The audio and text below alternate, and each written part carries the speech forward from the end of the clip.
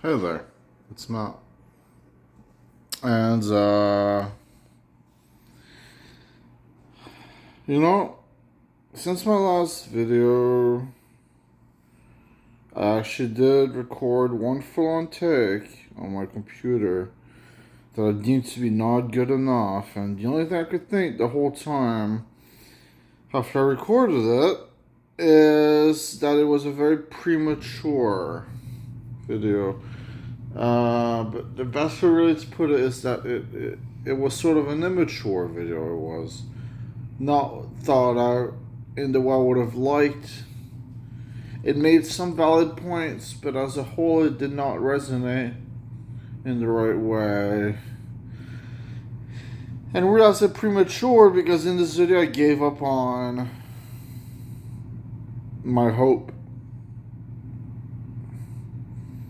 Since there is a genuine quantity of hope in me, for at least for my future, right? Which is what I'm really focusing on lately a lot more. It is for my future to be beautiful. It is for my future to feel beautiful. It doesn't have to have the credits of a rock star or a billionaire. But I want my future to feel beautiful to me. And what that means is to satisfy myself with my creations and to be able to exercise and feel satisfaction from my temptations and to not be haunted by the madness, by the I don't know if it's injunction or injections, but the quantity of voices and the haunting. And really, the last quite a few years, 4 years and a half or so, they have been to preserve my future, I think. And it's debatable how something that puts you through peril could be advantageous, right? I think it's a very debatable thing, but at the same time, I only see it as the truth, which is that in my peril was an inevitable eventual outcome where I would separate from the madness more and more until finally it completely dissolved. Now, the point of the matter is that as a person, as a body, like as a mind, as a thinker, I am often quite enlightened. As a body, I feel I have worsened. I have gained some weight. I have lost some endurance as well. Now, do I think that it was all managed quite well? Do I think it was all ultimately pragmatic? I do. Because the situations that I were in, that I was in, I mean, from the past, because nowadays I just live a lax life, the situations I was put in from the past, they were overcome. And often it was quite quickly at that. So, I've been having thoughts about what it has meant. What the extent of what I've been going through, what it has meant. And, you know, I have some quotes from my YouTube channel that I regret because I think it was premature. For example, it's proclaimed that, well, in one of my past videos, I believe I said something to the extent of how I am being mocked by billionaires, okay? And while I was facing troubles at that point that were quite perilous to me, to say that they have actually been there is a different matter entirely. It is a premature complaint. And say that it would have been mocking me and this and that. But the point is that these are things that, I mean, I can tell you for a fact that Bill Gates did not drive over here, you know. I think I had mentioned Bill Gates. And the truth is, overall, the trials, they are very passive now. Like, there's no really such thing. There's a time where it made a lot of sense to call these trials, okay, what I was going through, it made a lot of sense to call it a trial after another. Nowadays, I'm mostly just not really caring about anything beyond what I'm immediately doing, which can be creativity, can be some other things. Still, I think I have found out a lot about the world. Hopefully I'll go into that, but one thing I'd like to say is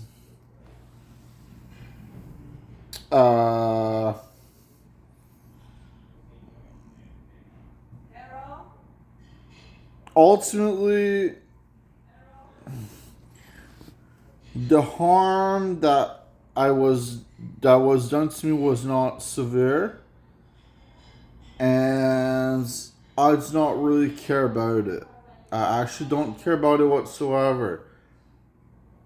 I just think that I'm always curious. I'm always thinking, why did it happen? But beyond that, I do not really care about it. So, one thing I can tell you, I wrote an article on my blog. It is called The Monster in My Head. And what it's really about more than anything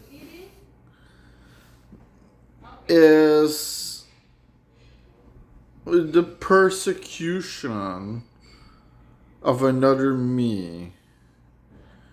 And, you know, basically, how it goes, okay, is that.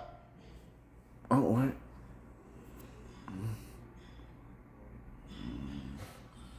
How it goes is that there was a moment, then another, where I could swear I'd just be like taking a walk or I'd just be sitting on my bed. And I would realize, hey, it's like I'm being eaten alive, even though there was no bite. If you catch my drift, like, it simply felt like it. Like I hallucinated that I was being eaten. But then that played into the trick quite profusely. And I kind of started growing this theory that there was this other me that I was spiritually and physically connected to that lived in this morbid hospital, and every once in a while he was operated on. And it was also, it would then apply to me. And there was a time where I was really haunted by this sort of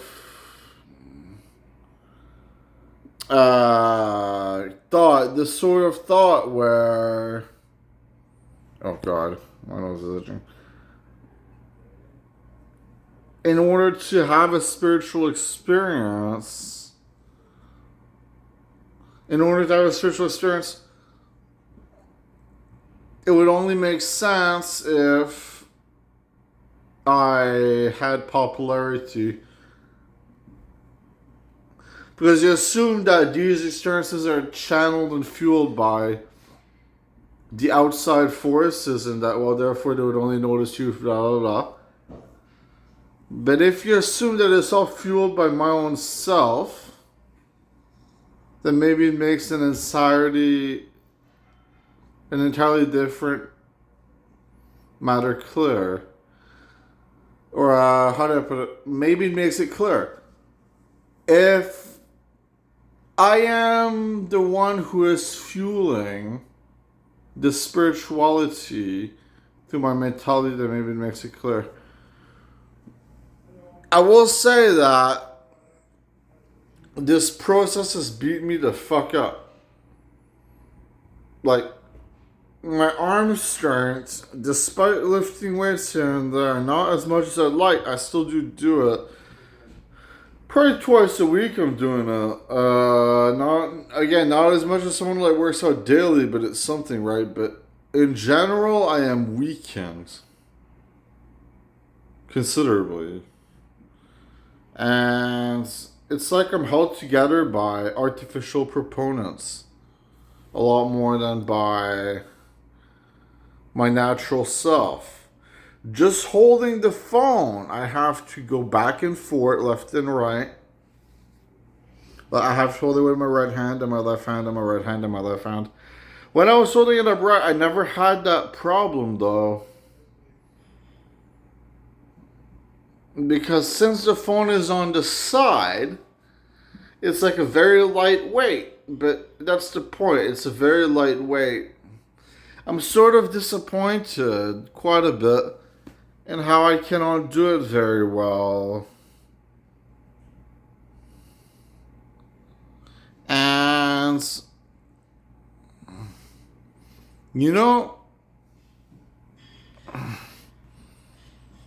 there is to go back to what I was saying earlier, I was talking about how this monstrous figure in my head would mock me and would want to control me, but that ultimately at the end of the day did so out of a pragmatic reason cause, and it was always on my side. That was a big point in that article, is that it was always on my side at the end of the day.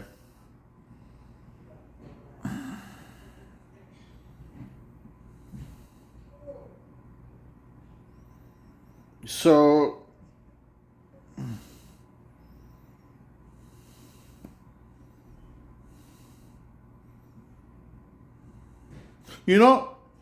maybe the point is that there's two potential possibilities. The first is that some spiritual beings decided to put me through hoops and put me through hooplas and put me through hurdles. And they decided to give me a pretty to very hard time at times and a lenient time during other times.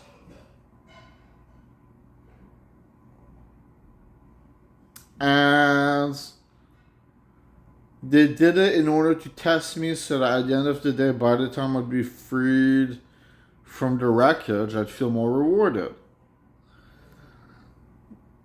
My second take, and the one I tend to believe in more, is that I did defend myself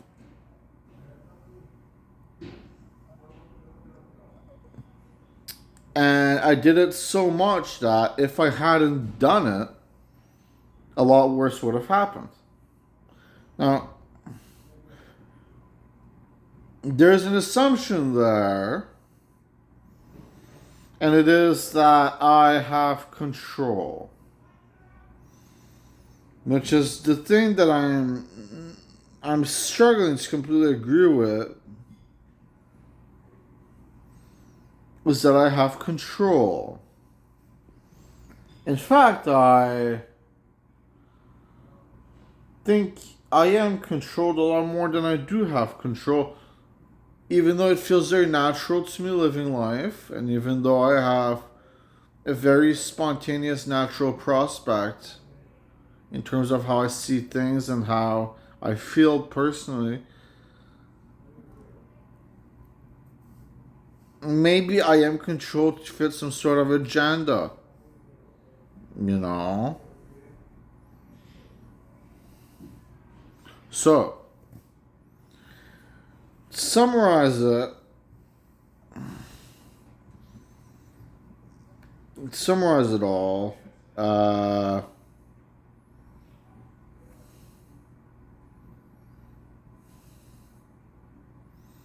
I'm trying to think about how to tackle this subject. Maybe I don't need to do it, but